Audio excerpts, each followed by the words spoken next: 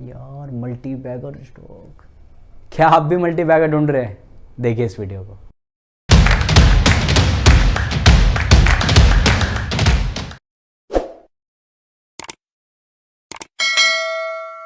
नमस्कार दोस्तों, मैं हूं आपका दोस्त हैरी। वीडियो की शुरुआत करूं उससे पहले डिस्क्लेमर, मैं कोई रजिस्टर्ड एडवाइज़र नहीं हूं, इसलिए इस चैनल पर जो भी स्टॉक्स की बात होती है उस पर अपनी खुद की रिसर्च जरूर करें, तभी कोई इन्वेस्टमेंट करने का डिसीजन ले या फिर अपने फाइनेंशियल एडवाइस से सलाह जरूर लें। तो दोस्तों बात करते हैं आज की वीडियो पर मल्टी बैगर स्टॉक। अगर पिछले 18-20 महीने से हमारे चैनल को फॉलो कर रहे हो तो हमारे चैनल पे बहुत से स्टॉक्स डिस्कस हुए हैं। फिर चाहे आप एस्ट्रल की बात करो, नैम मीडिया की बात करो, आइनॉक्स की बात करो, अम्बेर, CDSL, टाटा एलेक्सी, बहुत से स्टॉक डिस्कस हुए हैं और लगभग सारे ही स्टॉक अभी इस टाइम पे मल्टी बैगर रिटर्न आपको दे रहे हैं। तो भाई इसमें खास क्या है? इतनी रिसर्च करते हो भाई हैरी, डिफरेंट कंपनीज की पूरे एनुअल रिपोर्ट पढ़ने के पीछे भागते हो, उनकी कौन कॉल सुनते हो, मैनेजमेंट क्या कह रही है ये देखते हो, क्रेडिट रेटिंग एजेंसीज क्या क्या रिपोर्ट निकाल रही है ये देखते हो, इतनी रिसर्च करते हो, उसके बाद जाके कहीं तुम्हारे कुछ स्टॉक 2-4 गुना हो गए हैं और यहाँ जिस स्टॉक को लेता हूँ मल्टी बैगर बन जाता है। ये आपका कहना नहीं है, ये कहना है मेरे एक दोस्त का, जिसको हम प्यार से गंजा कहते हैं। जी हाँ दोस्तों, गंजा, जिसने अभी 8 महीने पहले मार्केट में इन्वेस्टमेंट शुरू करी है और जिस स्टॉक को लेता है वो मल्टी बैगर बन जाता है। अपने मोहल्ले का ना हर्षद मेहता है वो, और वो अकेला नहीं है इस मार्केट में। लगभग 1 से 1.5 करोड़ लोग ऐसे हैं जिन्होंने पिछले 18 महीने में मार्केट में शुरुआत की। जिस स्टॉक को लेते हैं वो ऊपर ऊपर ऊपर, उनके खरीदने के बाद स्टॉक नीचे कम आ रहा है और ऊपर बहुत जा रहा है। तो उनको लगता है कि उनसे बड़ा एक्सपर्ट तो इस मार्केट में कोई नहीं है।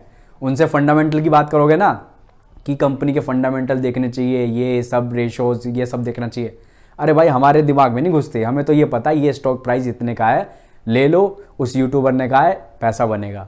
कुंभ का मेला लगा यहाँ पर, हर कोई नहा रहा है। और ये जो गंजे जैसे दोस्त है ना, इनको ज़्यादा मल्टी बैगर की तो पड़ी रहती है, मल्टी बैगर बता दो, मल्टी बैगर बता दो। डिफरेंट सोशल प्लेटफॉर्म पे जाएंगे, वहाँ पर मल्टी बैगर ढूंढेंगे, वीडियो सर्च करेंगे, यूट्यूब की वीडियो, ट्विटर पे जाएंगे, और उसके बाद अगर स्टॉक ने 10-20% या 50% गलती से बना दिया, जो कि इस मार्केट में बड़े आराम से बन रहा है लोगों का, तो उनको सबसे पहले बेचने की पड़ती है। और उसके बाद क्या, 50% प्रॉफिट बुक कर लिया, उसके बाद फिर नया मल्टी बैगर ढूंढेंगे किसी सोशल प्लेटफॉर्म पे, किसी यूट्यूब चैनल पे, फिर से नए स्टॉक की तलाश में निकल पड़ेंगे। तो दोस्तों समुद्र की लहरें पूरे उफान पर है इस टाइम पे, और इस टाइम पे हर चीज़ ऊपर की तरफ भाग रही है, हर चीज़। लेकिन इस रेस को कौन जीतेगा और कौन लास्ट में बच के निकलेगा, ये तो टाइम ही बताएगा। भाई बड़ी वेल्थ है ना रातों रात क्रिएट नहीं होती है, और ना ही रोज मल्टी बैगर मिलते हैं। तो अगर आपने अपनी खुद की रिसर्च के बेस पे या थोड़ा बहुत लॉजिक समझकर कोई ऐसी फंडामेंटली स्ट्रॉन्ग कंपनियां उठा ली ना, तो पकड़े रखो उसे। जरूरी नहीं है कि 30-40% के प्रॉफिट पे उसको बेच दो। हाँ ठीक है, मार्केट करेक्ट होगी तो हो सकता है वो भी करेक्शन दिखा दे, लेकिन डरना किस बात का है? छोटी मोटी करेक्शन तो आती रहेगी मार्केट में, और जब ये करेक्शन आएगी ना तो सबसे पहले डरेंगे कौन? गंजे जैसे दोस्त, क्योंकि उनके स्टॉक पिक करने के पीछे कोई रिसर्च नहीं थी, कोई लॉजिक, कोई फैक्ट, कुछ भी नहीं था। सिर्फ उन्होंने टिप्स ली, स्टॉक उठा लिया, प्रॉफिट हो रहा था, खरीद के बैठ गए। और जब गिरने लगेगा तो कॉन्फिडेंस सबसे पहले उनका डगमगाएगा, उनको पता ही नहीं लगेगा कि यार एवरेज डाउन करना चाहिए कि नहीं। और फिर ये जब लहरें शांत हो जाएगी ना, तो उनको पता लगेगा यार मैंने तो ये येस बैंक जैसा स्टॉक खरीद लिया, मैंने तो ये वोडाफोन आइडिया जैसा स्टॉक खरीद लिया, यार मेरे को तो लॉस हो रहा है, क्या करूँ, लॉस बुक कर लूँ क्या नहीं। फिर अगली बार वो लोगों से मल्टी बैगर नहीं पूछेंगे, वो पूछेंगे कि इस स्टॉक में लॉस बुक करना है कि नहीं।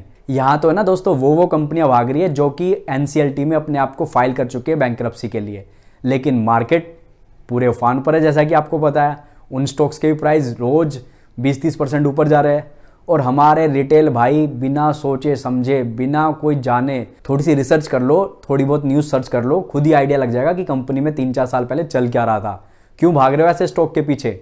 मल्टी बैगर अभी तो आपको अच्छा लग रहा दिखता हुआ, लेकिन जब वो गिरेगा ना तो कोई बचाने नहीं आएगा उनको, और कैपिटल का लॉस आपका होगा। नए नए IPO आ रहे हैं, IPO लिस्टिंग के दिन ही 80% 100% मुनाफा कमा दे रहे हैं, लेकिन मैक्सिमम IPO ऐसे आ रहे हैं जहां पर ऑफर फॉर सेल आ रहा है, कोई भी फ्रेश इशू नहीं आ रहा है। यानी कि कंपनी के प्रमोटर मौके का फायदा उठाने की कोशिश कर रहे हैं। वो चाह रहे हैं कि मार्केट में यूफोरिया है IPOs का, तो हम भी अपना थोड़ा सा बिजनेस कैश इन कर लेते हैं। उनको बिजनेस को बढ़ाने में कोई फोकस नहीं है। OFS का मतलब है ऑफर फॉर सेल, यानी कि प्रमोटर सिर्फ अपनी स्टेक बेच रहा है, वो कोई भी फ्रेश इशू नहीं ला रहा है, क्योंकि उसको ग्रोथ में इंटरेस्ट ही नहीं है कंपनी की। और आप जैसे रिटेल लोग उनको खरीद लेते हैं और फिर स्टॉक कहीं नहीं मूव करता और अभी थोड़ा बहुत मूव कर भी रहा है तो ये भी रुक जाएगा, क्योंकि ग्रोथ तो बिजनेस में आनी नहीं। अब ये जो दोस्तों जंग छिड़ी है ना कि फंडामेंटली स्ट्रॉन्ग स्टॉक्स पिक करने चाहिए या फिर आंख बंद करके कोई भी जैसे गंजा करता है मेरा दोस्त उसकी तरह स्टॉक पिक करनी चाहिए, इसका जो रिजल्ट आएगा इसमें तो अभी टाइम है, 6 महीने लगेंगे, साल लगेंगे, ये अभी मुझे पता नहीं है। लेकिन आपको एक बात मैं सिंपल बता दूं कि 6000 से ज़्यादा लिस्टेड कंपनियां इंडियन स्टॉक एक्सचेंज पे, लेकिन इन्वेस्टेबल कंपनियां सिर्फ 500 है। जी हाँ, और उन 500 में से भी ना आपको सिर्फ चुनिंदा 20 या 30 कंपनियां चाहिए जिनमें आपको इन्वेस्ट करना है और आपकी वेल्थ क्रिएट हो सकेगी।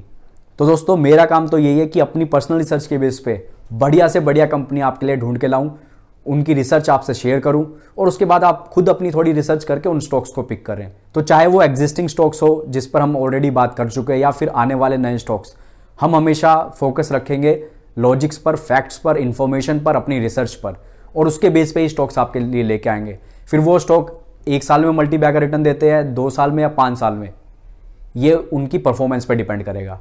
तो मल्टी बैगर ढूंढ रहे हो तो सावधानी से रहो। उस यूट्यूबर के 5 स्टॉक ढूंढ लिए, इस यूट्यूबर के 3 स्टॉक ढूंढ लिए, सब उठा के 40, 50, 70 स्टॉक का पोर्टफोलियो बना लिया अभी अच्छा लग रहा है, सब ऊपर जा रहा है। जैसा पहले कहा मैंने आपको, मल्टी बैगर अगर खरीद लिया है, हाई क्वालिटी स्टॉक है तो उसको बेचो मत। और गलती से कोई ऐसी कंपनी खरीद ली जो अभी तो मल्टी बैगर रिटर्न दे रही है लेकिन उसके फंडामेंटल्स बिल्कुल भी उसकी कहानी को आगे सक्सेस नहीं दिला पाएंगे, तो बेच दो उसको, निकल जाओ, मौका अच्छा है, अपनी मिस्टेक्स को दूर करो।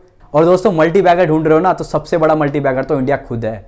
ग्लोबल मैप पे इस जैसी कंट्री आने वाले दशकों में बहुत बढ़िया करने वाली है, और यही सोच के बड़े बड़े दिग्गज इन्वेस्टर्स, प्राइवेट इन्वेस्टर्स इंडिया में पैसा लगा रहे हैं।